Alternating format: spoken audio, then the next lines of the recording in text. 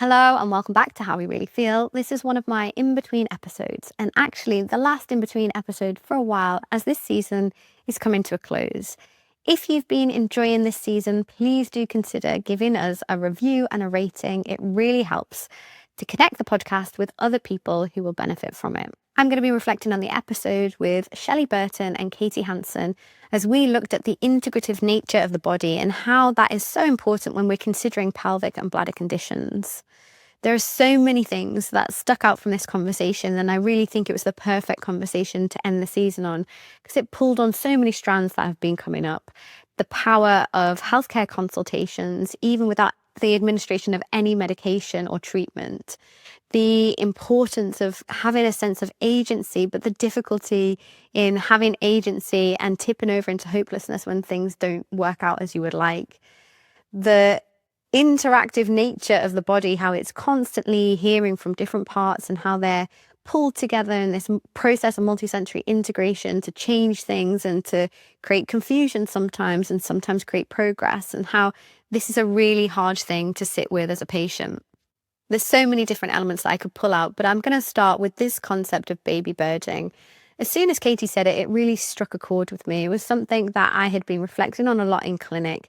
The fine balance that we have to strike in holding on just enough to get some kind of momentum, leaning into things that empower us, that give us a sense of forward motion, whilst not holding on so tightly that we suffocate things through that pressure and resistance and urgency to try and get it right.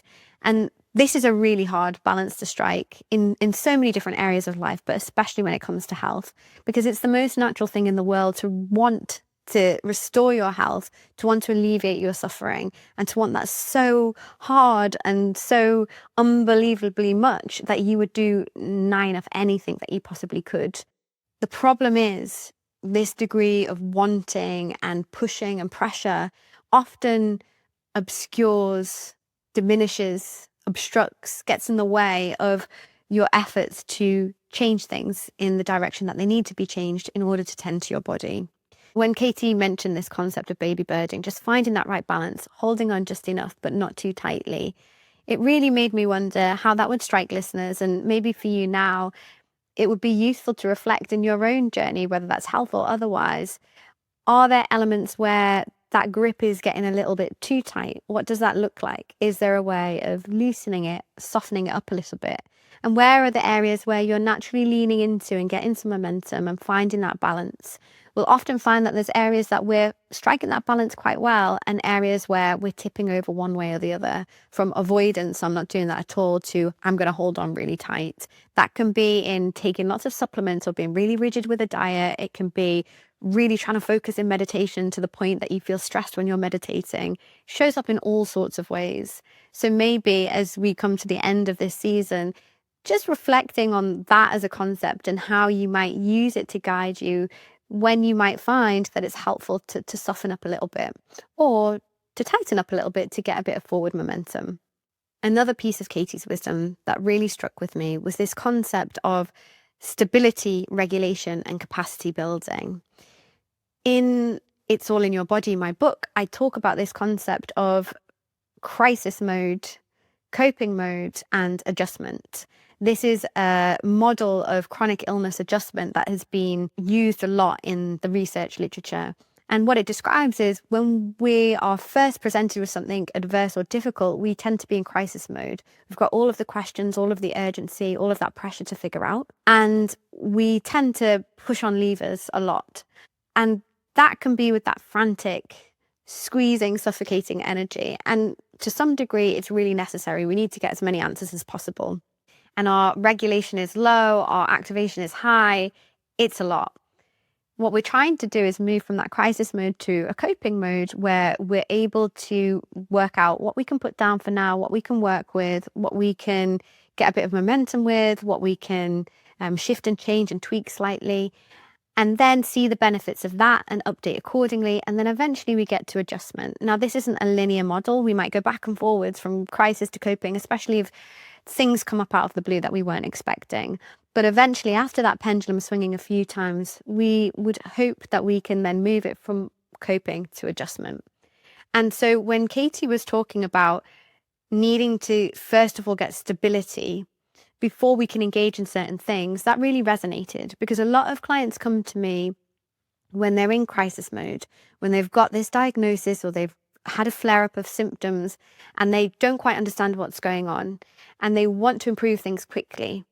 And they're being advised in all sorts of ways from all sorts of different directions, or they're getting lots of information about lots of different things.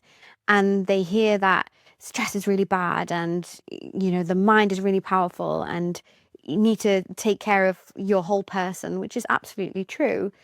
But the time at which they're receiving this information and trying to use it is one where there isn't enough stability. And so what that means is if they do start therapy at that point, or they do start working with that concept at that point, often it ends up causing more pressure, more confusion, feels like something they can't engage in.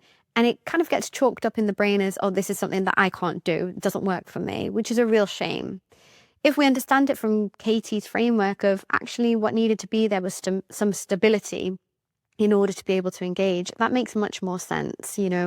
What are the foundationals that need to be there before you can move into that sort of work? And that's going to be different for everybody depending on what your context is. When there is some level of stability, and often this means some answers and definitives from the healthcare system to whatever degree there can be, some treatment plan or process, some social support, some internal understanding of where things are, then we can move to regulation. And regulation in this broad sense, there's lots of different ways that we can regulate. We're not just talking about the nervous system, thinking about these full core regulatory systems in the body, our metabolic system, our neuroendocrine system, our immune system, our cardiovascular system, all working in tandem to try and get our body to balance to this nice homeostasis that allows our body to respond to threats and changes and shifts and come back to a balance. To help get to regulation, we need to have a good understanding of what we can shift and change in this moment and what's outside of our availability, just in terms of practicalities. For some people, it's impossible to meditate 45 minutes a day, and that might not be necessary. But for other people, that'll be okay, and that can be part of regulation. For some people, it's about just simply connecting with the breath and using that as a basis. Whatever you're into getting more regulation, the better. And in my work with clients, we're often looking at the practical things for regulation for our body: eating times, sleeping times, movement, frequency of social connection to whatever degree is possible. And then we start looking at the other elements, because these feed in from that stability into regulation. And then from there, once you've got that level of regulation, you're in that coping, then we start building capacity. You might build up what you're already doing, you might add more in. And so I thought this was a really helpful framework and really normalizing for people that just feel like there's too much right now. That's good to acknowledge and important to acknowledge. So go from where you are. A key takeaway from that is, if something hasn't worked, it doesn't mean that it's never going to work. It just might be the stage that you're at right now. And then I suppose the very last thing that I want to end on is the uniqueness of the setup. I was marveling at it on the podcast, and I've been over to the medical center myself and seen firsthand how incredible it is. And in the podcast, I was reflecting with Katy and Shelli about how important it is for a nurse practitioner or a physician to go in alongside a psychologist. Too often in healthcare, psychology is siloed from medical health, which only perpetuates this idea that it's all in your head, that it's psychological, it's psychosomatic, and that's something else that kind of invalidates your physical experience in some way. It's not actually the diagnosis that you've got. It's, pain stemming from psychological causes. And this obviously isn't true, and it creates a lot of problems, and it prevents people from being able to engage in important psychological processes that can help with their physical experiences.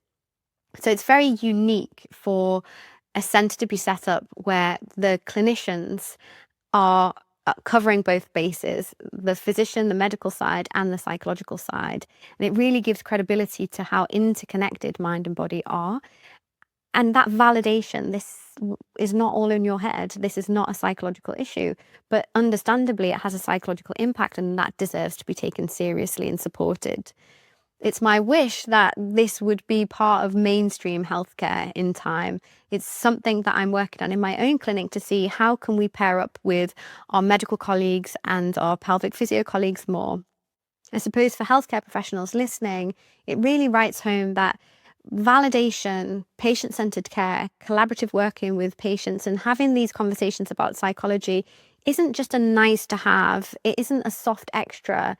It's part of what makes the rest of the treatment work. It turbo boosts it. It massively, massively helps treatment trajectories. I could go on, but I will leave it there. It has been such a pleasure to explore this season with you. I am thinking carefully about what the next season will bring. If you have ideas, questions, thoughts, reflections, I'd love to hear from you. And please do consider rating and reviewing the show. If you didn't hear this full episode and the conversation with Shelli and Katy, go back and listen. It will be linked in the description below. For now, take care, and thanks again for being a wonderful community. Learned something today? Your brain hasn't finished with it yet. Research shows revisiting new information is all it takes for your brain to start connecting the dots on its own.